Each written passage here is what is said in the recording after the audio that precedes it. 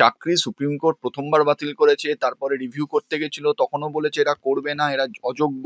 তারপরেও যখন টাকা দিচ্ছে, এটা কন্টেম্প্ট, এটা বেআইনি। এতে বোঝা যায় মুখ্যমন্ত্রী ভারতবর্ষের আইনকে গ্রাহ্য করে না, উনি আইন মানেন না। এই যে আজ কালকে যারা করেছে এটা, এটা তো আন্দোলন না, এটা গুন্ডামি। তারা গুন্ডামিটা করেছে দুর্নীতির পক্ষে, তাই জন্যই মুখ্যমন্ত্রী কিছু বলেননি। তার মানে আজকাল সবাই যারা মামলাকারী তারা ঠিক করে দেবে যে কোন জজের ঘরে মামলা হবে। ইমিডিয়েট এদের বিরুদ্ধে পুলিশের অ্যাকশন নেওয়া উচিত ছিল। পুলিশ এটা করেনি, কারণ পুলিশ এটাকে বাড়তে দিয়েছে, আর কিচ্ছু না। এরম ভাবে তো কি যে কেউ বলতে পারে, যে কি একজন বলবে যে আমি মুখ্যমন্ত্রীকে টাকা দিয়ে চাকরি দেওয়ার জন্য, তার মানে কি সেটা গ্রহণযোগ্য? সেরকমই উনি মুখে বলতে পারেন উনি টাকা দিয়েছেন, প্রমাণ করুক। দাদা, কার্যত আমরা যেমনটা দেখতে পাচ্ছি, মুখ্যমন্ত্রীর সাথে গ্রুপ ডি এবং গ্রুপ সি সাক্ষাৎ করতে গেছিলেন।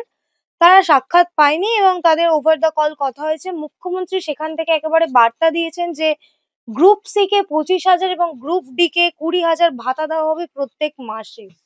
বেআইনি, কন্টেম্প্ট অফ কোর্ট। এটা যারা আমরা ট্যাক্স দিই তাদের টাকা, সরকারি টাকা। এরকম কেউই এরকম তার ইচ্ছে মতন খরচ করতে পারে না। তার নিয়ম আছে। যেখানে ওনাদের চাকরি টার্মিনেট হয়ে গেছে, ওনাদের এই যে সরকারি কোষাগার থেকে টাকা দেবে, কিসের ভিত্তিতে টাকা দেবে, কোন আইনে টাকা দেবে? একটা চাকরি সুপ্রিম কোর্ট প্রথমবার বাতিল করেছে, তারপরে রিভিউ করতে গেছিল, তখনও বলেছে এরা করবে না, এরা অযোগ্য। তারপরেও যখন টাকা দিচ্ছে, এটা কন্টেম্প্ট, এটা বেআইনি। এতে বোঝা যায় মুখ্যমন্ত্রী ভারতবর্ষের আইনকে গ্রাহ্য করে না, উনি আইন মানেন না। দাদা, সুপ্রিম কোর্টের এই রায়ের পর এই ভাতা আইনে এই কিছু? তো বললাম, বেআইনি, কন্টেম্প্ট অফ কোর্ট। আর কি বলবো বলুন? আজকে এটা খুব খুব অস্বাভাবিক এবং খুব দুর্ভাগ্যজনক যে একজন মুখ্যমন্ত্রী, যিনি সংবিধানকে শপথ নিয়ে মুখ্যমন্ত্রী হয়েছেন, কিন্তু উনি সংবিধান মানেন না। দাদা, উনি রাজ্যটাকে সেই তো ভাতার উপরই দাঁড় করাচ্ছেন। এটা তো ওনার প্রথম 11 সাল থেকেই ওনার এটাই হলো ওনার প্রচেষ্টা, যে আমি চাকরি দেব না, আমি ভাতা দিয়ে লোকের মুখ বন্ধ করে রাখবো। এবার আবারও করছে, কিন্তু এবার যেটা করছে সেটা পরিষ্কার কন্টেম্প্ট অফ কোর্ট, বেআইনি। এই করার এখতিয়ার ওনার নেই, সংবিধানের ওপরে কেউ না। দাদা, গতকাল আমরা দেখতে পেয়েছিলাম যে আপনাদের চেম্বারের বাইরে একেবারে বিক্ষোভ হয়েছিল। আপনাদের ওপর চায়ের ভাঁড়, বোতল ইত্যাদি বিভিন্ন জিনিস ছোড়া হয়। কি বলবেন সে বিষয়ে? গুন্ডারা গুন্ডামি করতে এসছিল, ভয় দেখাতে এসছিল। দুর্নীতির বিরুদ্ধে লড়াই করা যাবে না, তারপর নিজেরাই ভয় পেয়ে পালিয়ে গেছে। কিন্তু তাদের মধ্যে একাংশ তো দাবি করছেন যে আপনারা টাকা নিয়েছিলেন। দেখুন, প্রথমত ওনাকে দেখুন, আমি তো দাবি সবকিছুই করতে পারি।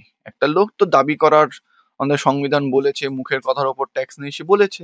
সে প্রমাণ করুক যে সে কাউকে মামলা করার জন্য টাকা দিয়েছে। মামলা করার জন্য উকিল টাকা নিতেই পারে, অন্যায় নেই। এবার সে বলতে পারে যে আমার টাকা নিয়ে আমার মামলা করেন, তাহলে বার কাউন্সিল করুক। এই যে যেটা করছে এটা গুন্ডামি। আর আমি আপনাকে বলে দিচ্ছি, আপনারা কালকে সবাই ছিলেন, ভিডিও আছে, যে পরিমাণ গালাগালি বা মুখের ভাষা দেখা গেছে প্রয়োগ করেছে। দেখা গেছে যে জাস্টিসের ছবিতে পা পাড়িয়ে দিচ্ছে, থুতু দিচ্ছে। এতে একটা জিনিস পরিষ্কার, এরা আর যাই হয় হোক না কেন, শিক্ষক এনারা না। আর খুব ভালো হয়েছে, যদি এনারা শিক্ষকতার পরীক্ষা দিয়ে থাকে কিনা আমি জানি না, যদি দিয়ে থাকে, যেটা শিক্ষক হয়নি, সেটা খুবই ভালো হয়েছে। তার কারণ হলো তারা, এরা ছাত্রছাত্রীকে তাহলে এই ধরনের ভাষাই শেখাতেন। কোনো শিক্ষকের মুখে এই ধরনের ভাষা শোনা যায় না, এবং এরা শিক্ষক সমাজকে কলুষিত করছে, আর কিচ্ছু না। কিন্তু দাদা, আমরা যেমনটা দেখেছিলাম, তারা আপনার ছবি, ফিরদৌস স্যারের ছবি, বিকাশ বাবুর ছবি ছবি দেখিয়ে দেখিয়ে তারা বলছিল এরা আমাদের থেকে, কেউ বলছিল 7 লাখ, কেউ বলছে 27 লাখ টাকা নিয়েছে চাকরি দেওয়ার নামে।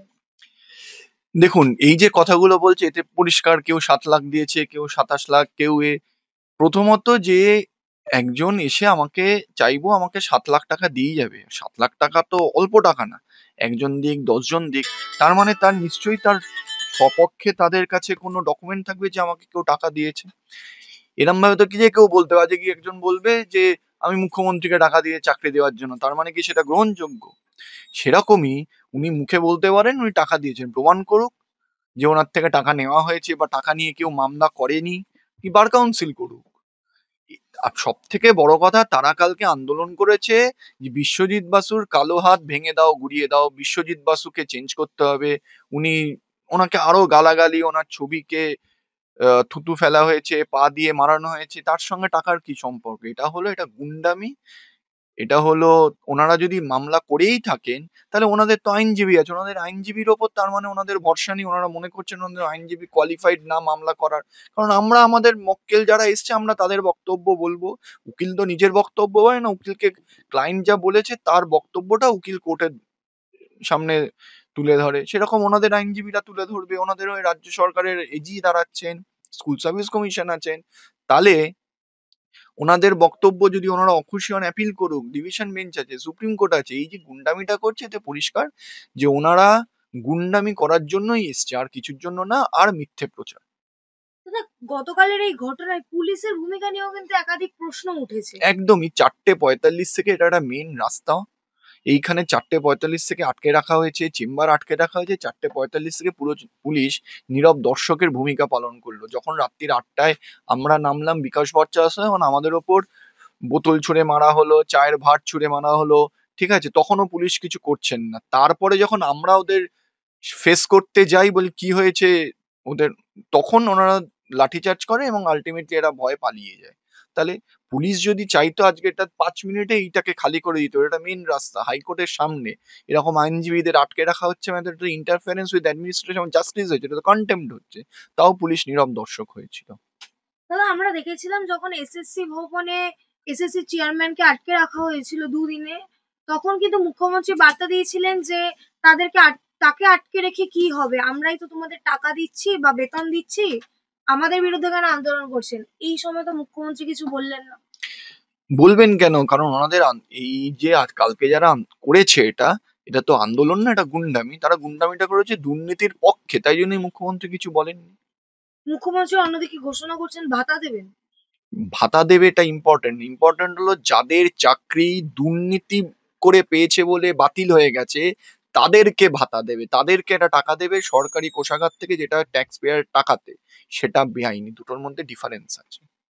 দাদা, কলকাতা হাইকোর্টের সামনে 144 ধারা জারি, যেমনটা আমরা জানি, এইরকম একটা জায়গায় 150 বছরের ইতিহাসে কখনো হয়েছে এর আগে? সারা ভারতবর্ষে এরকম হয়নি যে আইনজীবী মামলা করছে, তাই জন্য যাতে মামলা না করে তার জন্য অপর পক্ষের যারা মামলাকারী তারা এসে তাদের বিপক্ষের আইনজীবীর চেম্বার ঘেরাও করেছে, না আইনজীবীকে মামলা করতে দেবো না, জাস্টিসকে ওই জজের ঘরে শুনবো না।